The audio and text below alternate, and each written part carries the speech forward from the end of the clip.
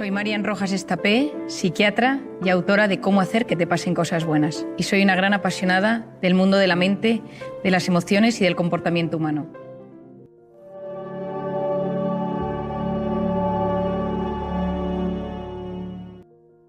Hoy os quiero hablar de un tema que me hace especial ilusión compartir con vosotros, y es cómo hacer que te pasen cosas buenas. Todos queremos que nos sucedan cosas buenas en nuestra vida. En un mundo hiperestimulado, donde siempre están sucediendo temas que nos pueden angustiar, el COVID, la guerra, los problemas económicos, los problemas de salud, tener unas ciertas nociones de cómo funciona nuestro cerebro, de cómo gestionar nuestras emociones, nos puede ayudar a sentirnos mejor y alcanzar el equilibrio que todos deseamos. En mi opinión, pocas frases han hecho más daño que la de vendrá cuando menos te lo esperes. Nadie va a venir a buscarnos para proponernos el proyecto de nuestra vida. Hay que ir a su encuentro. Para poder llegar al encuentro de las cosas buenas, lo primero es conocernos, saber cómo soy yo, cómo es mi forma de ser.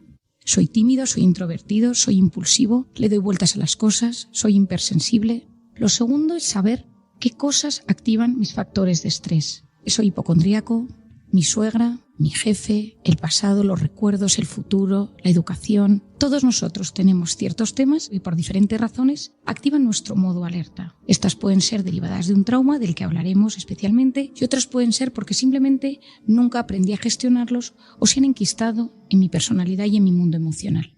Lo tercero es entender en quién me convierto cuando estoy en modo alerta. El sensible se convierte en una persona vulnerable, el impulsivo se convierte en una persona agresiva, el emocional se convierte en una persona sentimental a tope, el que es tímido se bloquea. Todos nosotros nos modificamos ante los factores de estrés y eso nos lleva a somatizar desde el punto de vista físico, es decir, algo en nuestro organismo se modifica y se altera, el sistema inmune, la inflamación y por otro lado, a nivel psicológico. Me vuelvo más irritable, tengo problemas de insomnio, tengo tristeza, tengo ataques de pánico o entro en pensamientos rumiativos que no me dejan descansar.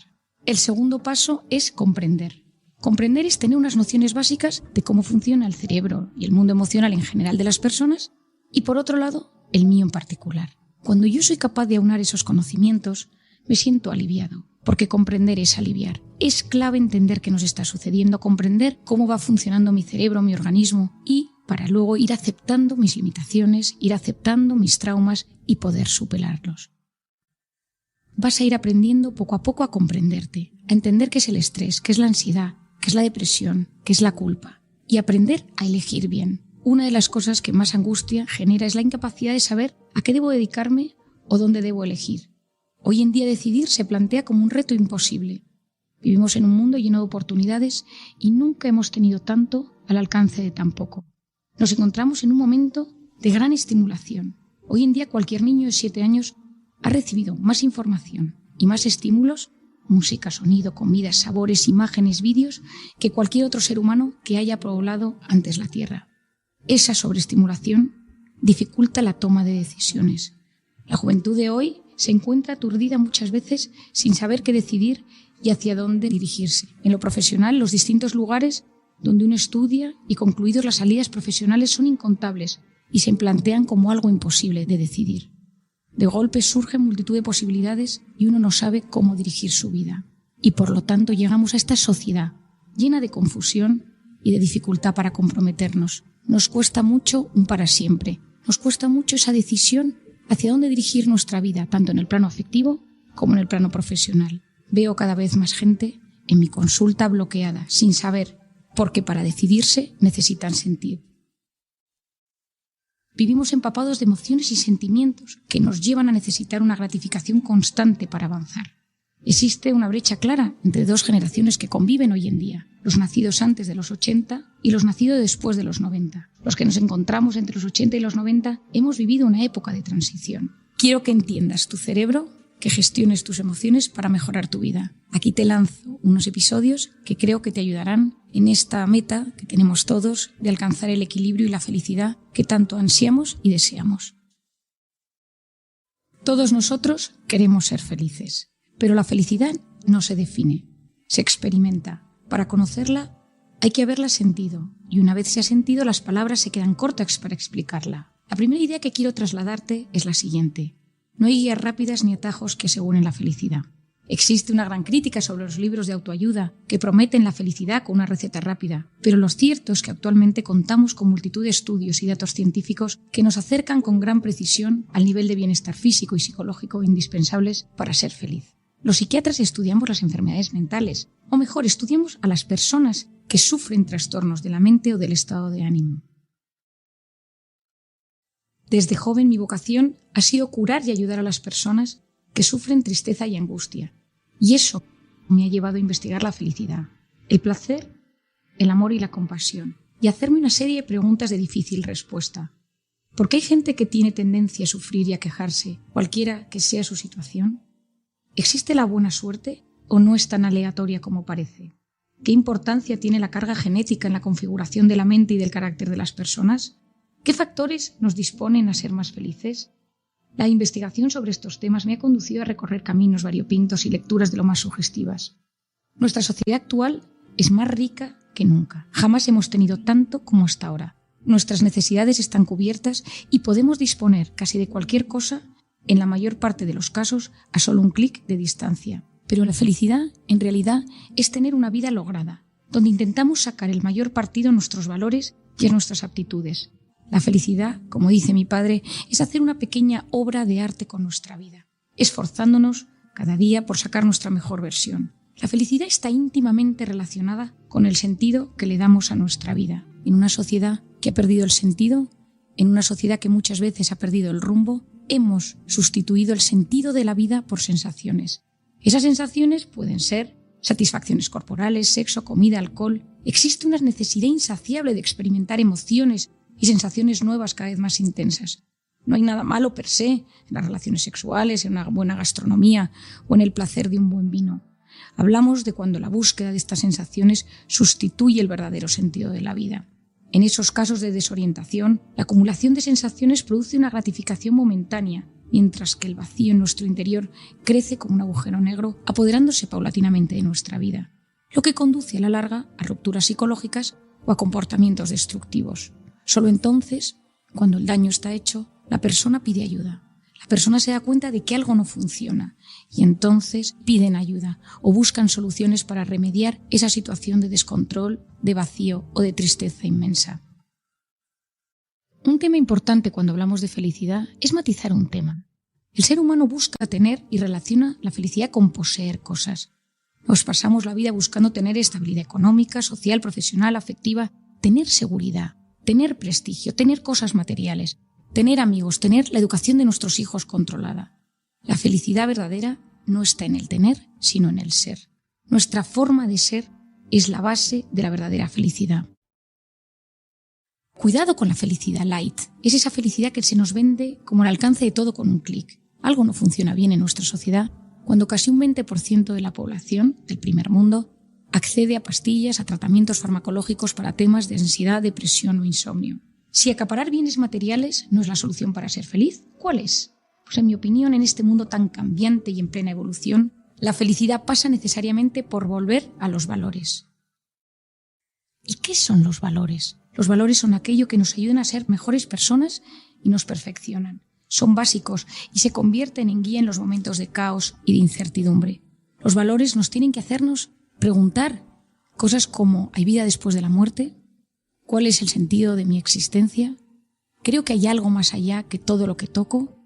Y creer en la parte espiritual y trascendente del ser humano. No siempre es fácil porque requiere parar y ser capaces de conectar con nuestro interior y asomarnos a una situación donde a veces existe el vértigo, porque cuando no hay respuestas o cuando nos da miedo encontrar esas respuestas, damos la espalda a la parte espiritual del ser humano y eso a la larga nos hace mucho daño. Cuando uno se pierde y no sabe hacia dónde dirigirse, el tener unos valores, unas directrices claras, ayuda a que el barco no se hunda. Ya lo decía Aristóteles en su Ética Nicómaco, seamos con nuestras vidas como arqueros que tienen un blanco. Hoy en día no existen blancos donde apuntar, se han extinguido los arqueros y las flechas vuelan caóticas en todas las direcciones.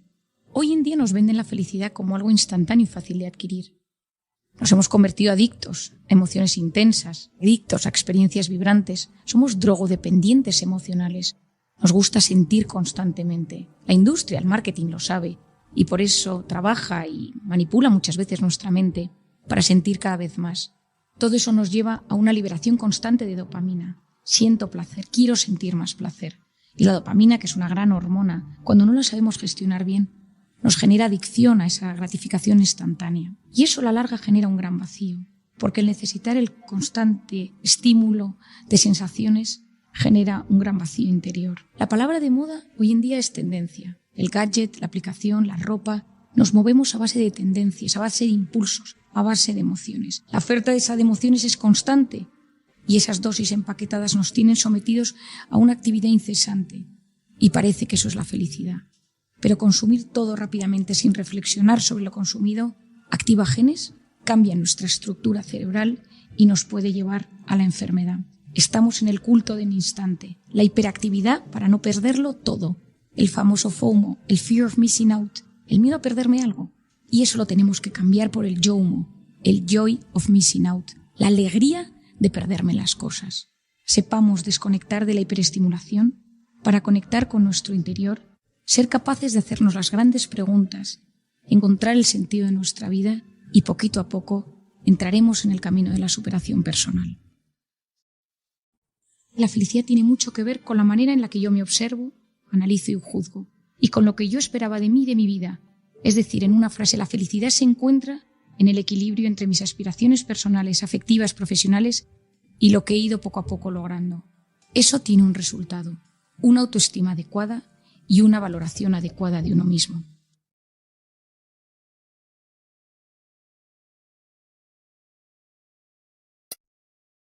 El coronavirus ha significado un revulsivo interior y exterior para todos.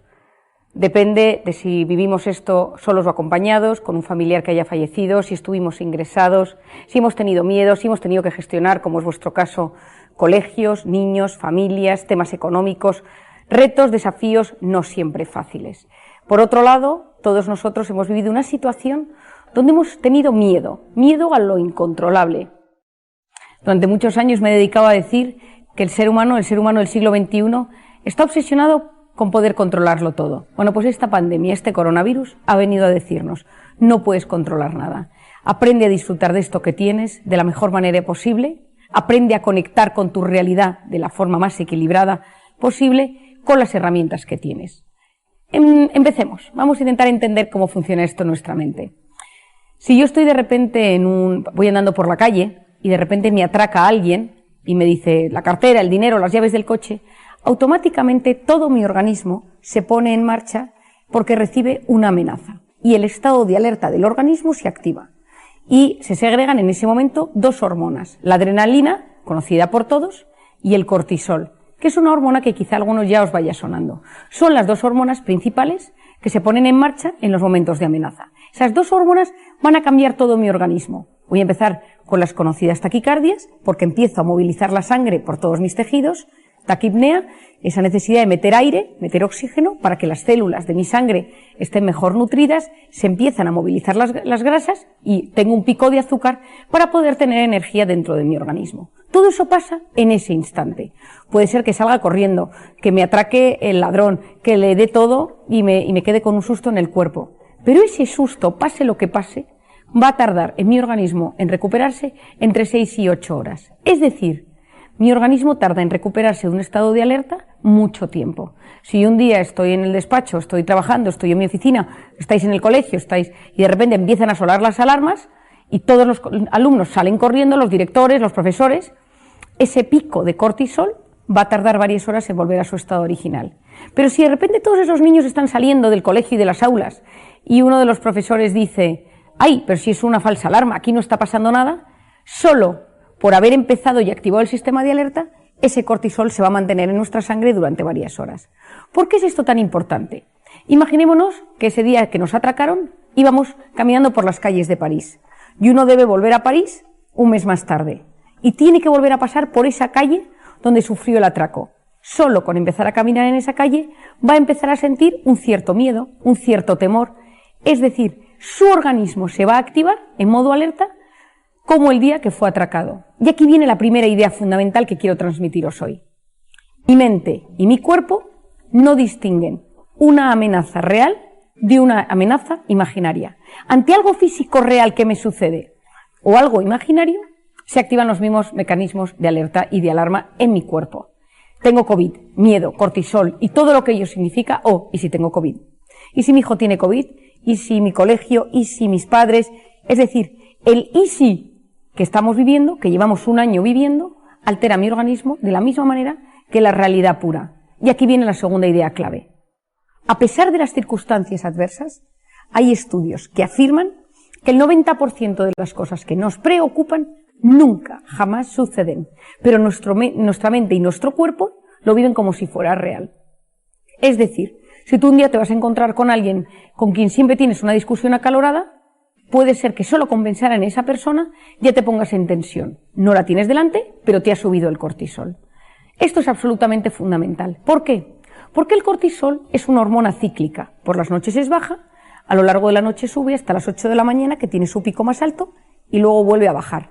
Es fundamental que sea así para que las hormonas de mi cuerpo funcionen de forma correcta, para que mi sistema de fertilidad, mi aparato digestivo, mi sistema neuronal, mi intestino, mis articulaciones, mi sistema inmune, que todo funciona como uno, funcione de forma adecuada. Y de esto depende el cortisol.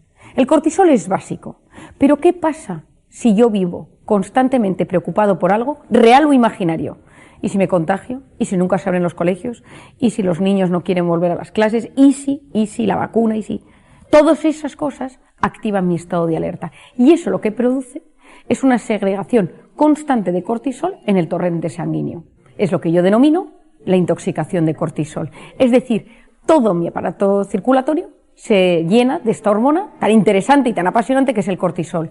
Y esa intoxicación de cortisol va a tener cambios a 3 niveles en mi organismo, en mi mente y en mi comportamiento. En mi cuerpo se me empieza a caer el pelo, empiezo a tener cambios en la piel. ¿Por qué? Porque cuando mi organismo está en estado de alerta, en estado de miedo, en estado de amenaza, lo que hace es utilizar sus recursos para hacer frente a ese desafío.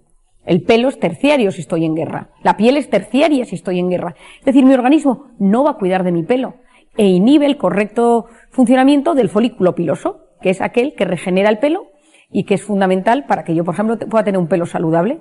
Es un momento, seguro que a alguno le ha pasado alguna vez, que en momentos de mucho estrés tiene alopecia areata, es decir, trozos de la cabeza o trozos del cuerpo donde no tiene pelo. Pues a nivel físico tenemos pérdida de pelo, tenemos problemas en la piel, a veces puede ser que tiemble el párpado, que se duerman las manos o alguna parte de la cara o de las piernas, sensación de opresión en el pecho, cambios gastrointestinales, ahora entraré en ellos, dolores en las articulaciones. ¿Por qué? Porque yo tengo mi organismo en tensión, a punto de salir corriendo porque están a punto de hacerme algo de daño.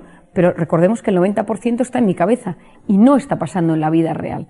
Es decir, hay un cambio brutal en mi organismo con un factor fundamental. El cortisol, los corticoides, los corticosteroides, todo ello son potentes antiinflamatorios. Pero cuando mi organismo está constantemente estimulando el cortisol, hay como un desgaste. Es un tema bastante complejo, pero de forma sencilla es como que se produce una desconexión entre el sistema inmune, el cortisol y la inflamación de mi cuerpo. ¿Y qué es lo que pasa? Que empiezo a inflamarme. Artritis, gastroenteritis, amigdalitis, dermatitis, todo lo terminado en itis es una inflamación. Es decir, estados de estrés mantenidos, reales o imaginarios, producen un cambio en mi organismo y me inflaman. Si yo me voy al aparato intestinal, ¿qué sucede en el aparato intestinal?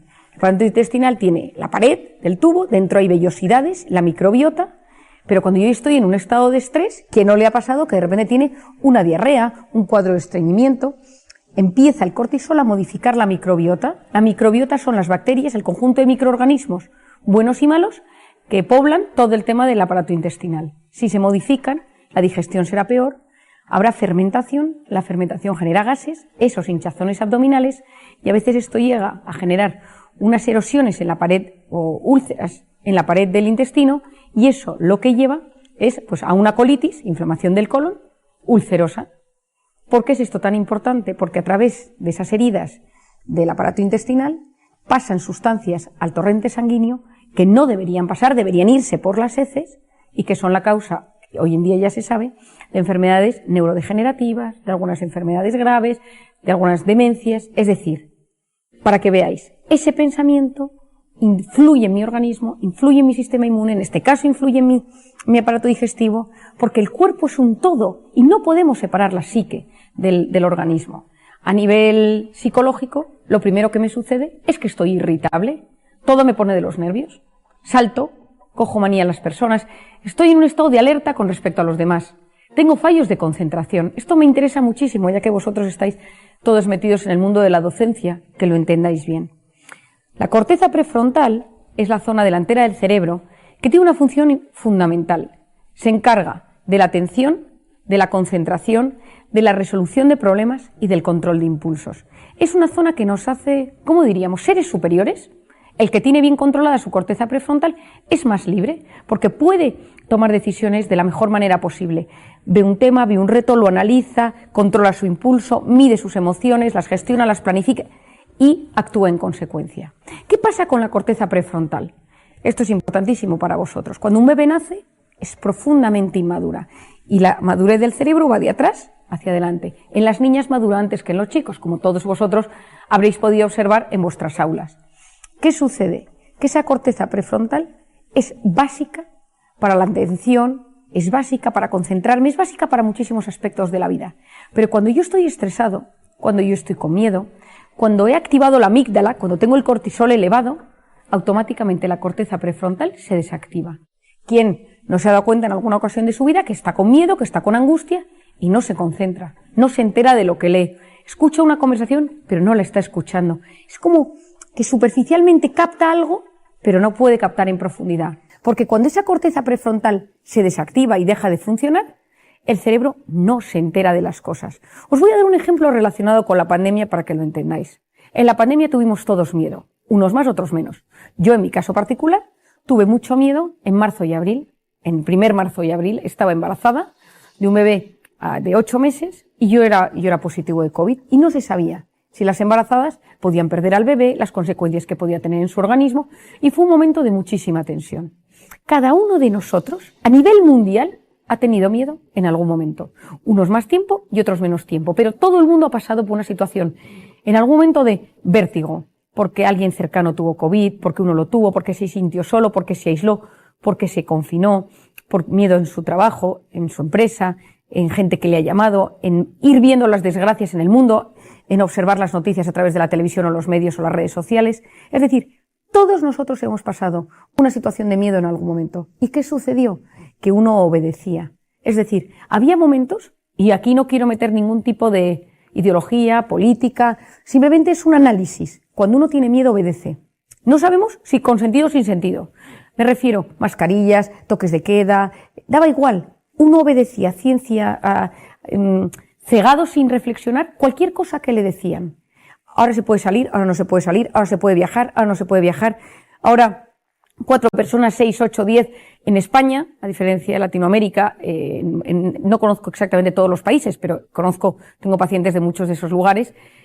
Las condiciones creo que no son tan sumamente duras como en España, ¿no? En España los 2 meses claves de confinamiento fueron absolutamente terribles. Cuando uno no sabe y cuando uno tiene miedo, uno no razona y uno se deja llevar por lo que dicen los demás, por lo que dicen. Yo conozco gente bastante inteligente y con bastante capacidad de discernimiento que ha hecho cosas rarísimas durante la pandemia para evitar contagiarse, porque ha recibido un WhatsApp de estos reenviados en múltiples ocasiones y se ha ido a comprar algo o ha pedido por internet algo sin contrastarlo con nadie. ¿Por qué? Porque ese estado de miedo hace que uno no razone, amígdala hiperactivada, corteza prefrontal no funciona y por lo tanto me dejo llevar por un impulso, por una noticia o por algo que aparentemente no tiene mucho sentido.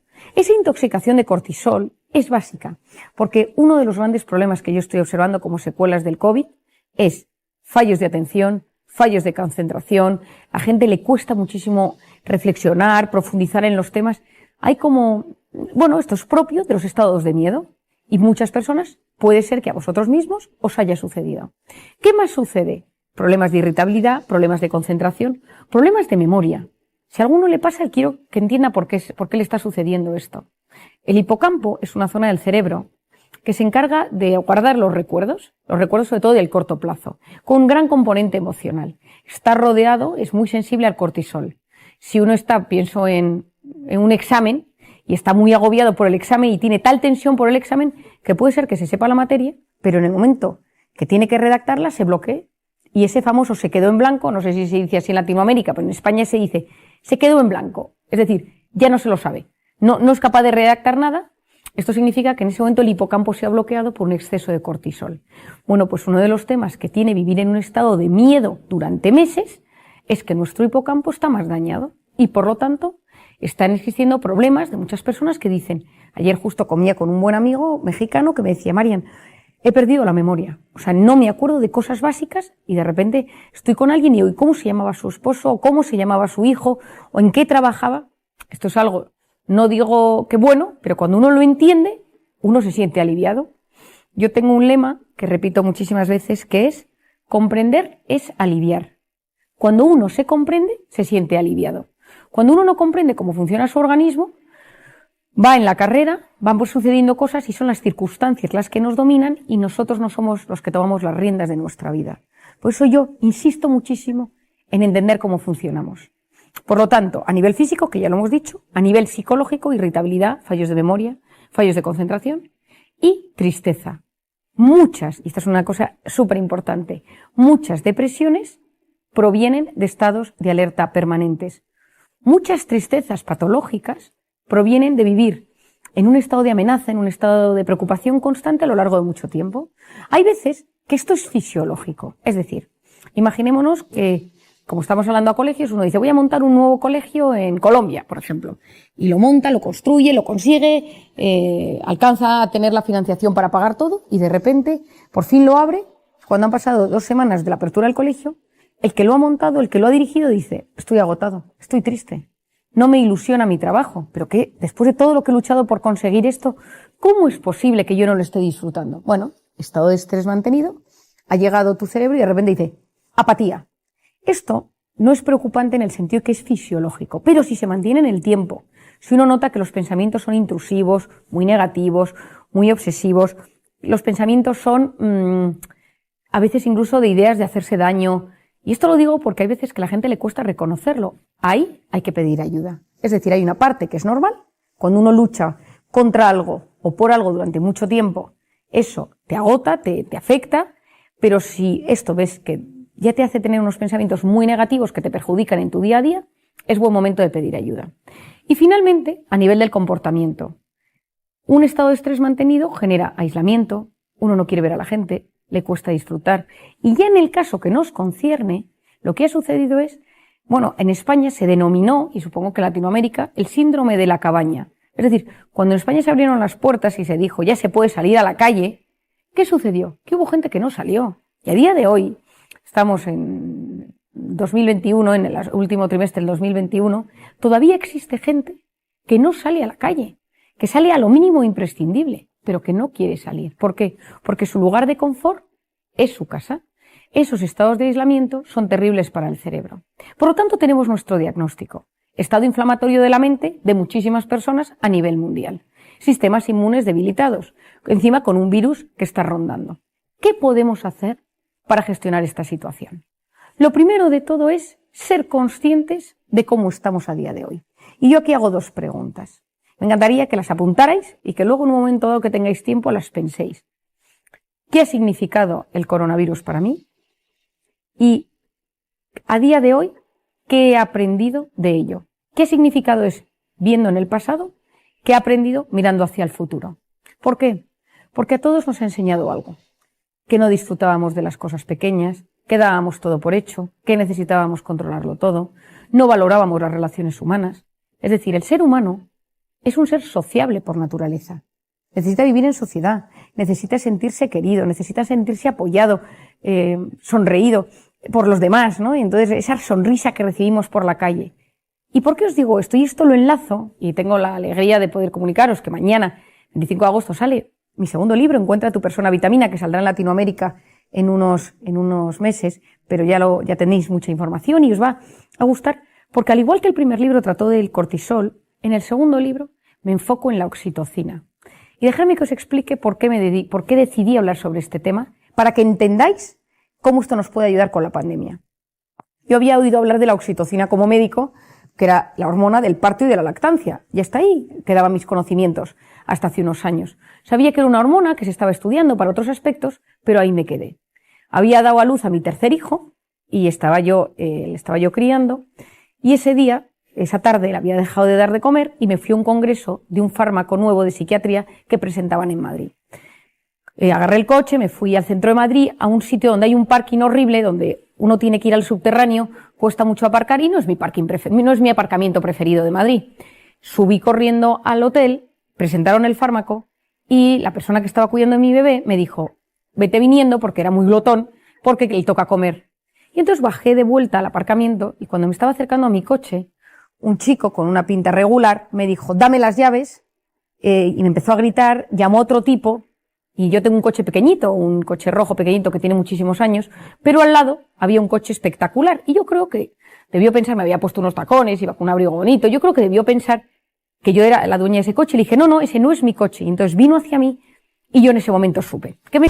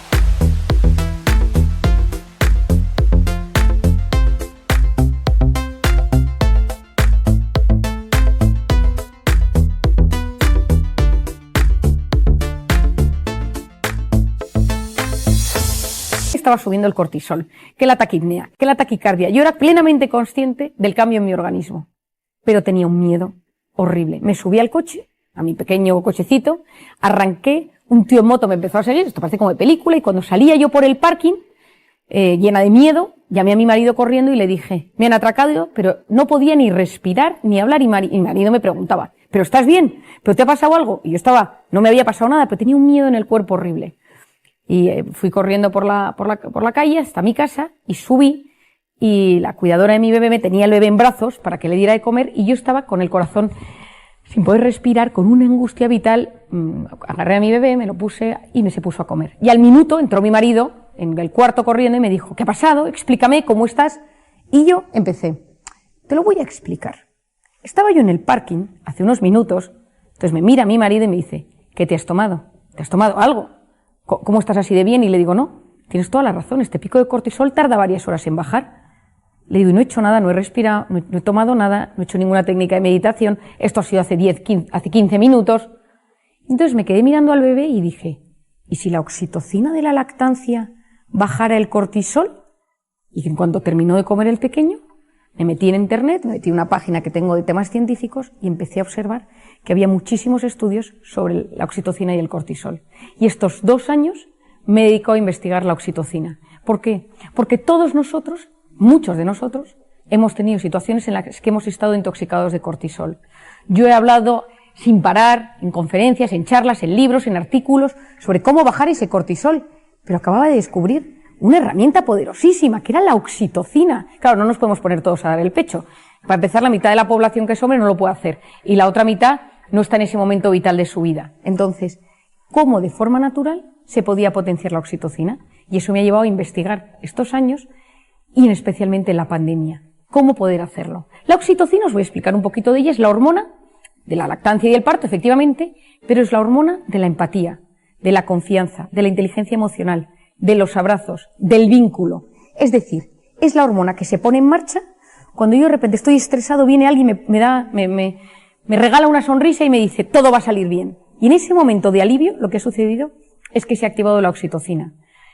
Pero ¿qué pasa? Que van al contrario. Si, por ejemplo, yo voy corriendo por la calle porque voy estresado, porque llego tarde a trabajar y hay un pobre en la puerta de una iglesia, yo no le voy a ver, porque ese pico de cortisol me tiene bloqueada la oxitocina y, por lo tanto, yo, ese pobre de la calle, no empatizo con él. Yo sigo corriendo, señora, que tengo 4 hijos y no tengo con qué comer. No le veo. Cuando uno está intoxicado de cortisol, no conecta con las emociones de los demás, porque fisiológicamente es así. Y esto es clave, porque en un momento de miedo, todas las cosas con las que podemos estimular la oxitocina o estaban prohibidas o no se podían conseguir, menos las mascotas, que por si hay algún amante de los perros o de los gatos o de algún animal, porque me pareció muy interesante darme cuenta que durante la pandemia, gente con mascota lo pasaba menos mal que la gente que estaba ahí, que no tenía una compañía.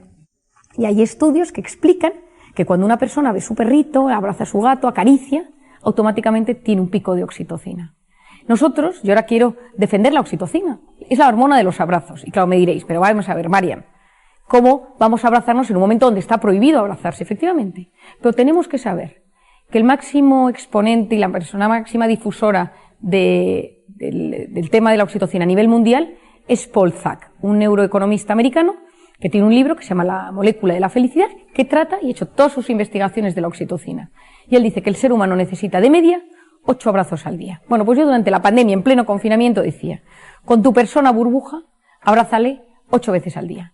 Ya que no podemos irnos abrazando por la calle, la persona que tengas que sea de tu núcleo más cercano, pues a esa persona intenta abrazarla, tocarla, porque no tocarse es nefasto para el organismo. El ser humano necesita ser tocado. De hecho, y esto ya lo explico en el libro de forma mucho más detallada, se sabe que cuando un bebé nace, lo que más necesita es que sus receptores de oxitocina se activen, porque eso automáticamente genera vínculo, genera paz y potencia el sistema inmune.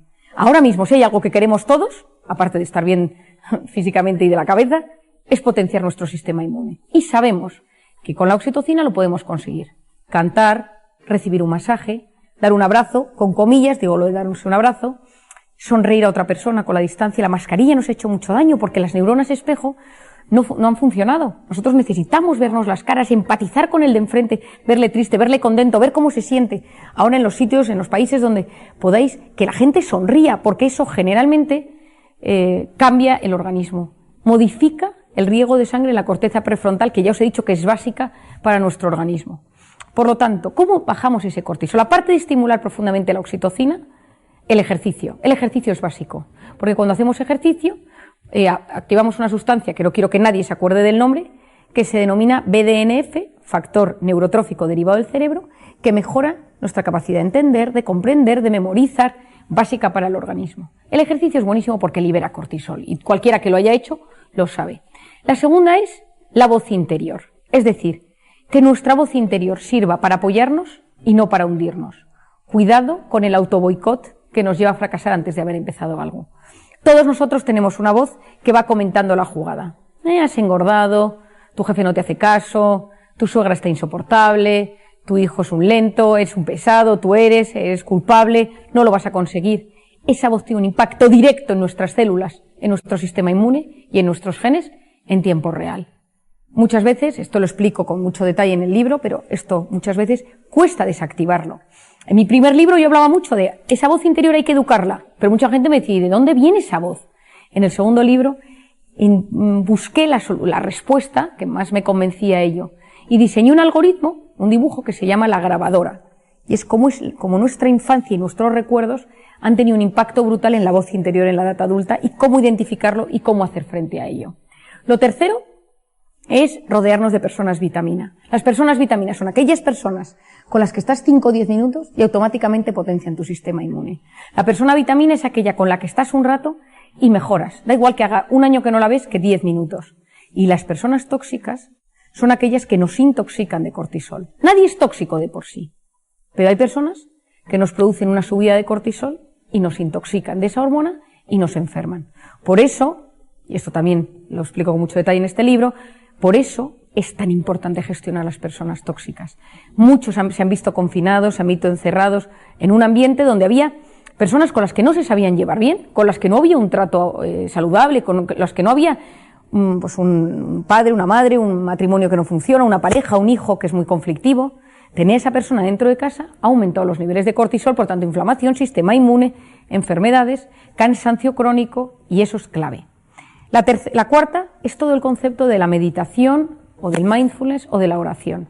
Yo siempre doy las 3 opciones porque cada uno, según sus creencias o según su forma de ser, le puede ser más útil uno u otro.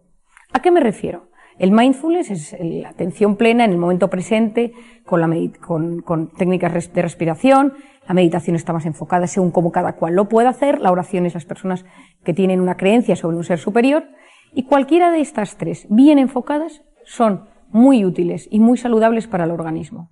Yo me acuerdo hace unos años trabajando en un hospital en Londres, que le pregunté al jefe, al que más sabía de temas de mindfulness, y me dijo, todo funciona siempre y cuando haya 2 actitudes, aceptación y abandono. Las personas que son creyentes tienen esta suerte de poder creer en un ser superior que les quiere, pero hay un montón de técnicas que nos ayudan a conectar con la respiración, con nosotros mismos y frenar el cúmulo de cosas. Hay que tener cuidado, yo suelo recomendar sobre todo mindfulness, meditación o oración para lo que lo necesite. Hay otras técnicas que no me convencen tanto porque he visto a veces efectos perjudiciales en las personas. Y para mí lo más importante es que el ser humano aprenda a salir de su estado de alerta y entre en su estado de recuperación. Esto en medicina, en psiquiatría, en psicología, en medicina interna, en fisiología, en biología se denomina sistema nervioso simpático, cortisol, estado de alerta, sistema nervioso parasimpático. El ser humano no está diseñado para vivir en modo alerta. El ser humano está diseñado para, de vez en cuando, estar en modo alerta y hacer frente a un desafío, desconectar, pasar al parasimpático, recuperar el sistema inmune, recuperarse mentalmente, psicológicamente, físicamente, para volver a pasar al sistema simpático. Si vivimos siempre en modo alerta, nos enfermaremos. Siempre, porque nuestro cuerpo, nuestro organismo y nuestra mente no aguantan vivir en guerra, vivir en batalla real o imaginaria constantemente. Y finalmente la alimentación. La alimentación es muy útil. Las dietas hoy en día son múltiples y hay miles de teorías. Hay dietas antiinflamatorias que son muy poderosas para estos casos. Yo, en personas que han pasado situaciones de mucho estrés, que han atravesado el COVID, que se notan hinchadas, inflamadas, yo les recomiendo dietas antiinflamatorias y soy una fiel defensora, y esto lo sabe mucha gente, del omega 3 y de los probióticos.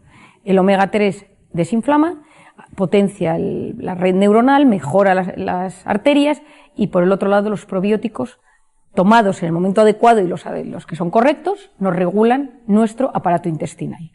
Por lo tanto, si hacemos un pequeño resumen, nos damos cuenta que cada cosa que nos sucede va teniendo un impacto a nivel físico y a nivel psicológico. Es decir, todo lo que nos sucede nos afecta de alguna manera. Y lo importante es que seamos conscientes de ello.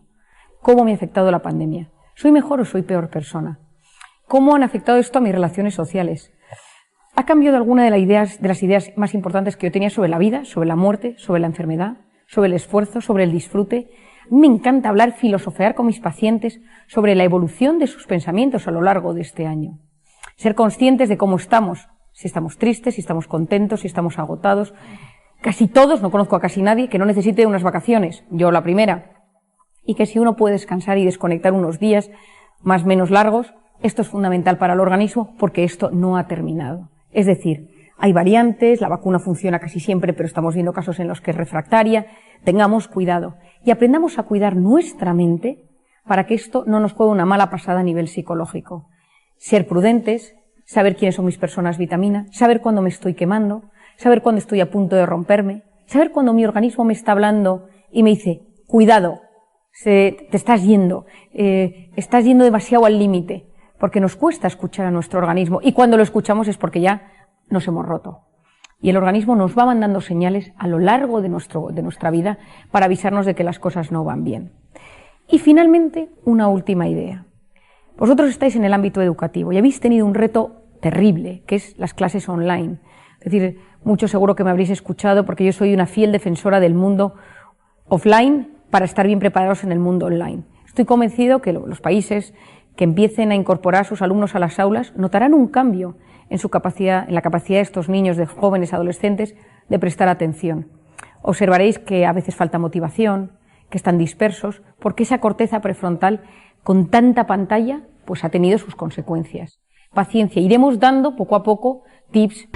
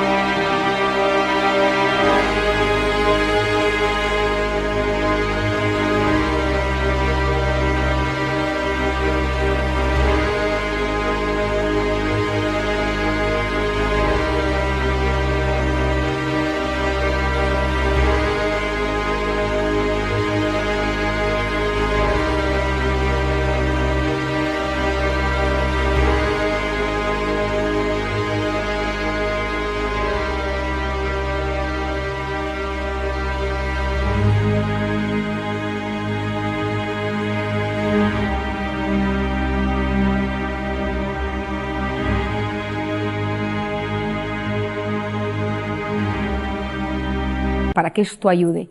Esto es como, yo a veces lo llamo el detox del online. A muchos sitios, en España sobre todo, les he recomendado este verano desconectar, la menos pantalla posible. Porque cuando uno sabe conectar bien con la vida real, sabe gestionar bien su mundo online. ¿Qué sucede? ¿Qué es lo que nos llega a través de la pantalla? Nos llegan alertas. Y esas alertas activan todo nuestro sistema. Y nos ponen, ¿me querrán? ¿Me habrán puesto un like? ¿Me contestarán? ¿Habrá pasado algo en el mundo? Y eso nos impide desconectar y estar tranquilos. Por eso, que sea yo quien domine el dispositivo y no el dispositivo a mí. Cuando sea estrictamente necesario, me meto y lo hago. Una cosa a la vez. No existe la multitarea, está más que demostrado que es una alternancia continuada de la atención, cambio de foco de atención de uno a otro. Por lo tanto, lo que hago, lo hago. Y cuando desconecto, pongo modo avión. O cuando estoy con un ser querido, el teléfono en el bolso, en el bolsillo, en la mochila, en la habitación, porque no hay nada que valoremos más en esta vida que nos presten atención con todos los sentidos. Y la pantalla ha hecho que hoy en día tú estás en Zoom, pero estás haciendo 4 cosas a la vez, no estás pendiente, estás con alguien, y cuando por fin tienes a alguien de cuerpo real, estás en el teléfono con alguien que está conectado. Yo lo que pido, lo que sugiero, es que aprendamos a valorar a las personas cuando las tenemos cerca. Que si tenemos a alguien por Zoom, por Teams, por WhatsApp, por lo que sea, que estemos pendientes de esa persona, que evitemos al máximo la dispersión, porque esto ayudará a que cuando todo esto pase, nuestro cerebro se quede lo menos tocado posible. Y bueno, Mabel y John, dejo por si hay alguna pregunta. Me encanta poder estar con vosotros. Estaría hablando 1 hora más contándoos más temas, pero creo que he podido puntualizar en lo que me parecía más importante. Muchas gracias.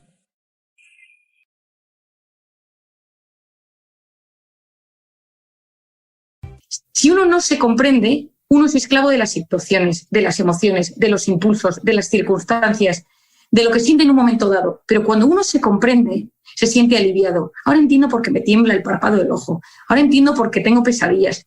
Ahora entiendo por qué tengo la tripa hinchada. Ahora entiendo por qué se me duerme la mano.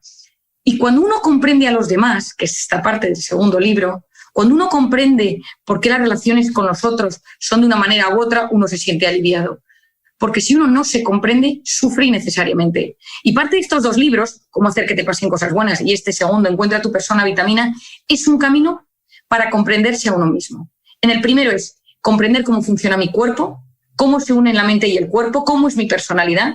Y en este segundo es comprender cómo son mis relaciones humanas, cómo me relaciono con mis padres, con mi pareja, con mis hijos, con amigos, con compañeros de trabajo, o cómo no me relaciono porque no sé relacionarme. Y dónde está el origen de todo eso, de que depende, si depende de las heridas de la infancia, si depende de lo que he sufrido y si, por supuesto, tiene maneras de revertirlo para mejorar ese tipo de relaciones. Bueno, yo muchas veces digo que si hubiera detector de inflamación, el detector iría por la calle pi, pi, pi, pi. ¿Qué es la inflamación? La inflamación es cuando el sistema inmune se activa para hacer frente a una amenaza que recibe el organismo. Y la inflamación de por sí es buena, porque es lo que ayuda a que todos nuestros mecanismos defensivos del cuerpo funcionen y nos regulen ante un ataque. Lo malo es cuando vivimos constantemente atacados por algo. Y como tú y yo hablamos en el primer podcast, en el de la depresión, nosotros tenemos ese famoso cortisol, que es la hormona del estrés, que se activa en los momentos de amenaza, en los momentos de miedo, de preocupación, y es una hormona cíclica. Entonces, si tú tienes miedo por algo particular, sube y al cabo de unas horas baja. Lo malo es cuando ese cortisol se activa constantemente.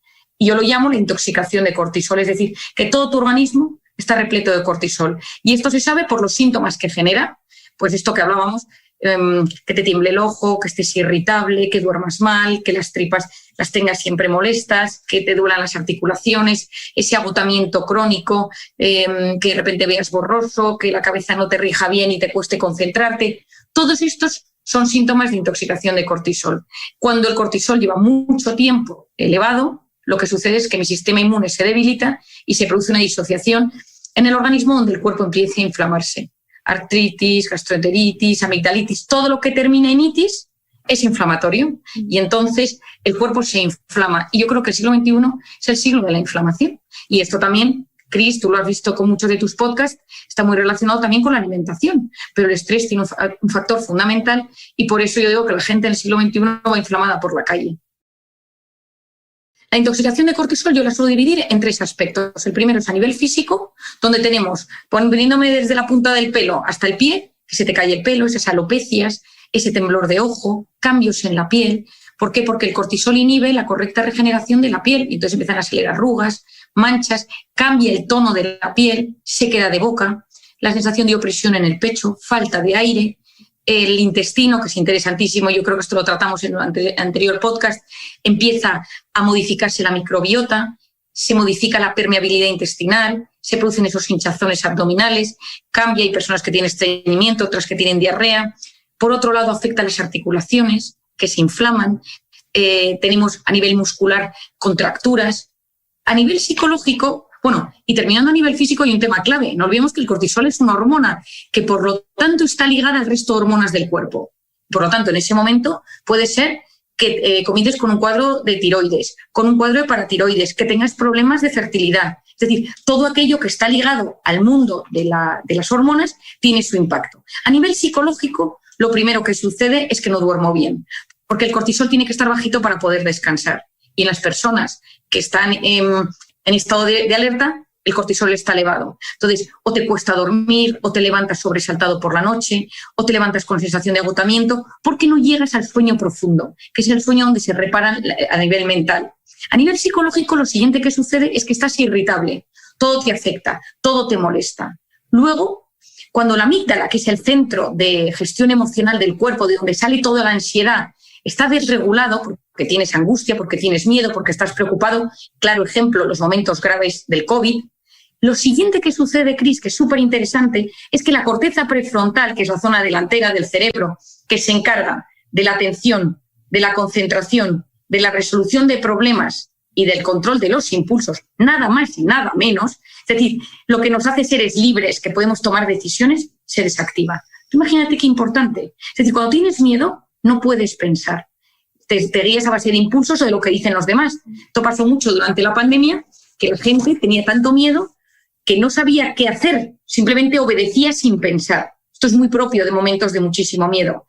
Aterrizándolo al día a día, si estás preocupado, no te concentras bien, no tomas bien las decisiones, estás como muy dependiente de ahora me apetece esto, ahora me apetece esto otro, y a la larga eso genera tristeza. Muchas depresiones provienen de estados de alerta permanentes. Y de hecho, yo creo que esto lo seguro que lo hablamos, algunas depresiones hoy en día sabemos que son cuadros inflamatorios del cerebro.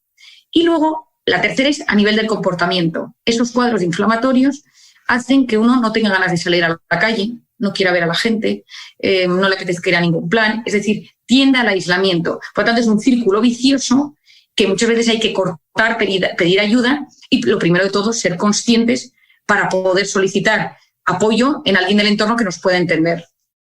La oxitocina me encanta, Cris. O sea, es una hormona que me chifla. Parece que esté hablando de, no sé, de una íntima amiga, pero de verdad que tengo ahora mismo una relación con la oxitocina muy cercana.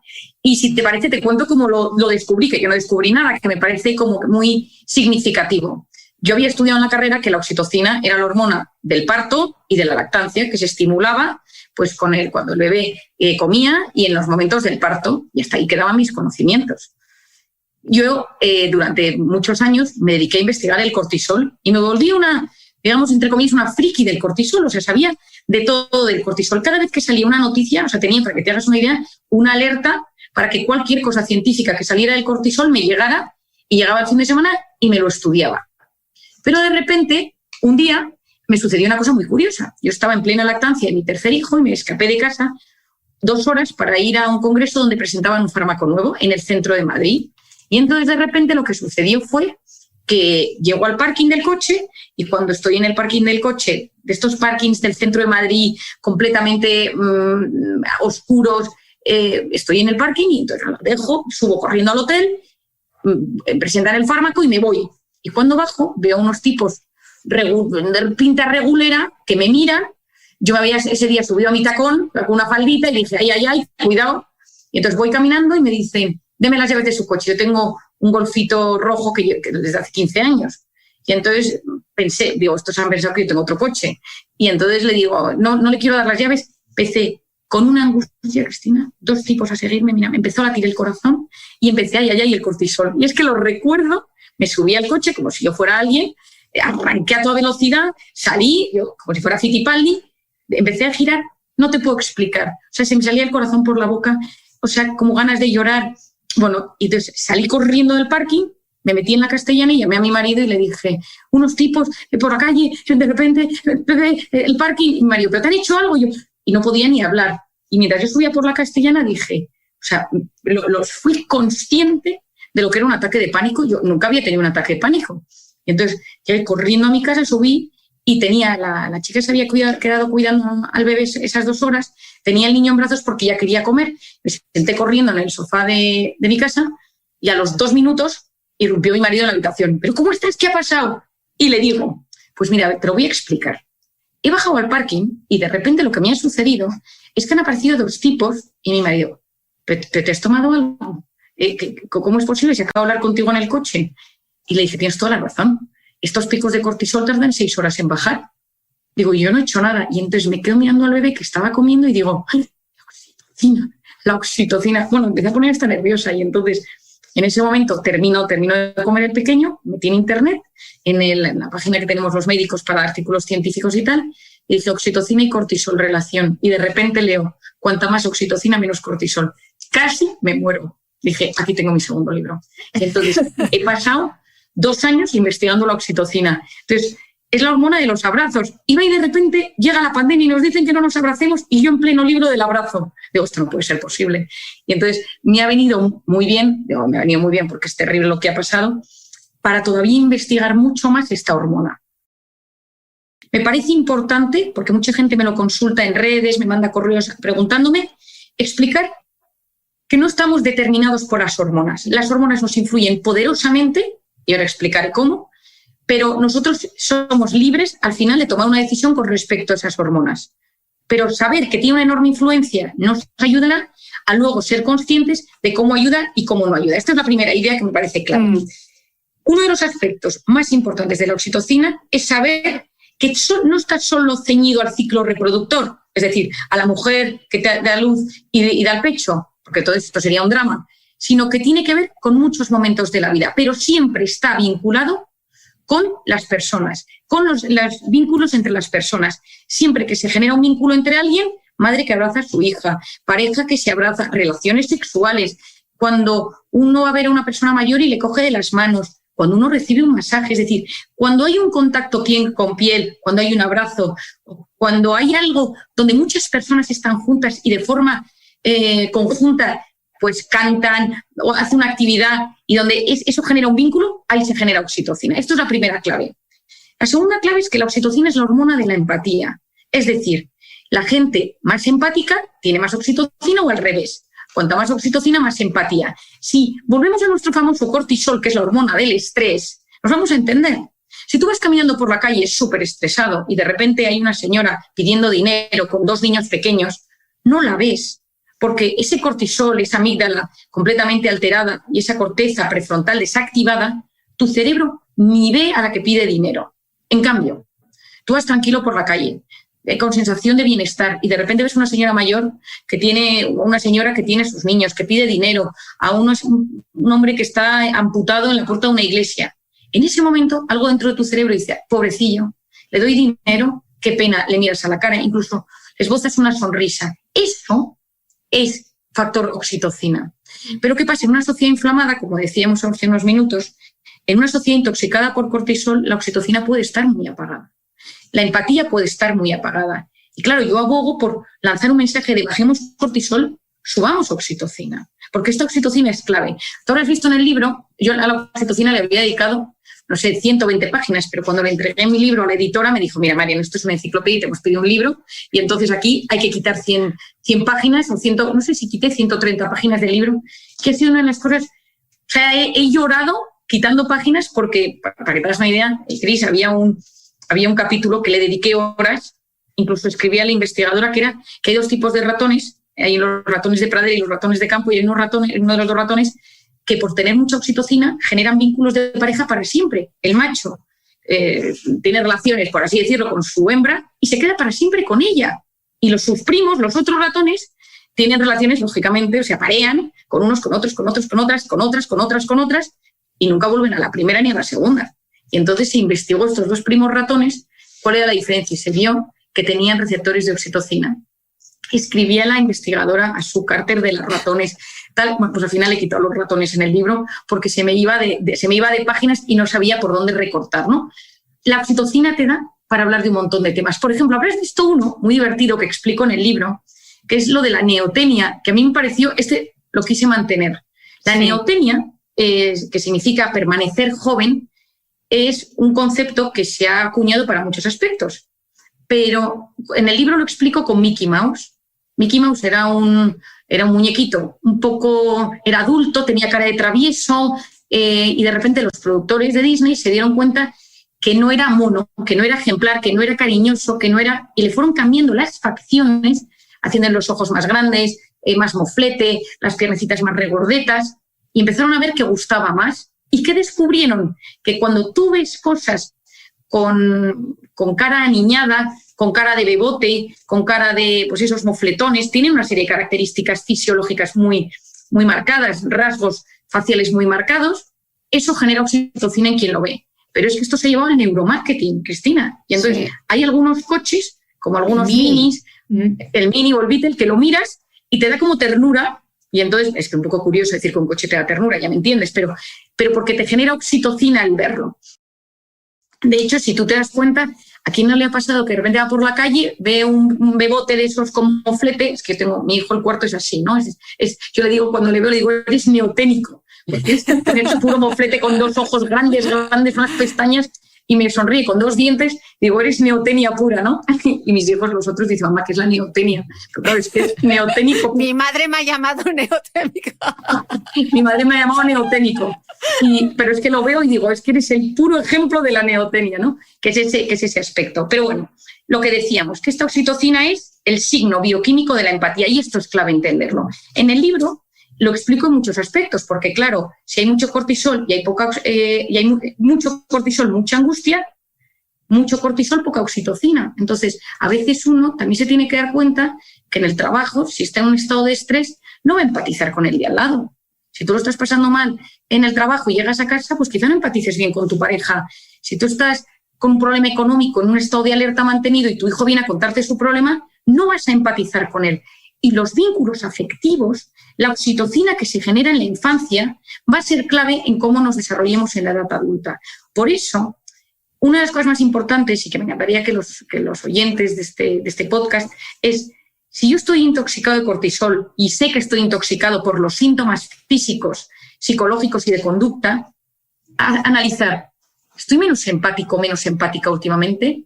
¿Noto que me cuesta mucho más entender a los demás? ¿Me cuesta más ponerme en el lugar de los otros, ayudar a las personas que me rodean? Y uno empieza a se dar cuenta que parte de ese egoísmo, entre comillas, viene de que uno está intoxicado de cortisol.